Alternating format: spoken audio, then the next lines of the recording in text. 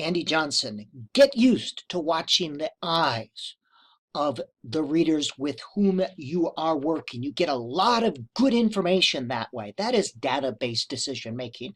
Data doesn't always come from a standardized test. You get a lot of good data other ways that inform your instruction. Now, when I tutor, I like to work side by side and use a computer monitor because I can more easily see the eyes of the students with whom I am working.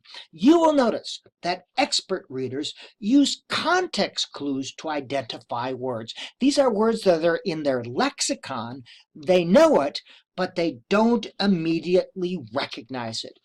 You will see that they tend to skip over unrecognized words and come on back.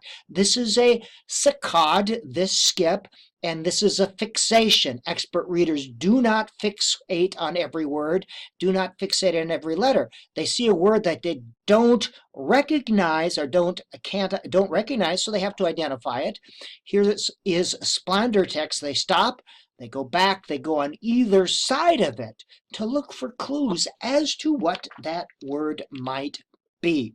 Now, struggling readers, on the other hand, go word by word, plod down. The reading is very stilted. They come to a word that they don't recognize and they stop.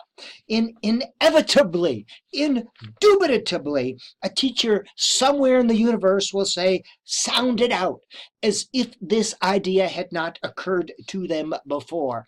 And then eventually the teacher will have to tell them the word as they struggle letter by letter to sound it out. This scenario is played out every day in thousands of classrooms across North America. To struggling readers, they assume, they're under the mistaken assumption that reading is sounding out words. And of course they assume that because they've been force-fed a diet of sounding out word instruction. How could they think otherwise? Good readers to them are good sounder-outers. Struggling readers, hence, thus, therefore, sacrifice meaning for word accuracy. Saying the word correctly is the most important thing. They are not concerned about what the meaning of the sentence. Efficient readers, on the other hand, sacrifice accuracy for meaning. You will see them sometimes insert meaningful miscues. These are words that don't match what's on the page, but still make sense, or forms of the word. This means they are reading more efficiently. They're not looking letter by letter or word by word. So what should you do? Minimize sounding out word instruction. How much phonics instruction should you provide? The least amount necessary. And include instruction and activities to develop the semantic cueing system. Use context clues as a word identification strategy.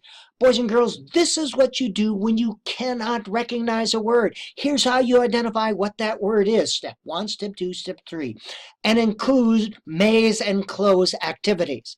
Now, I'm not saying you should not use phonics. I'm saying minimize the use of word, sounding out word instruction.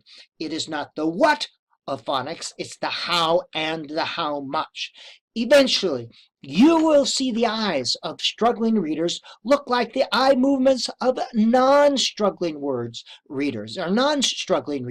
They jump over unrecognized words, and you'll see the regression back and forth. Call their attention to that and say, that's great. That's exactly what good readers do. Keep doing that. That is what you do. Watch the eyes. The eyes do not lie.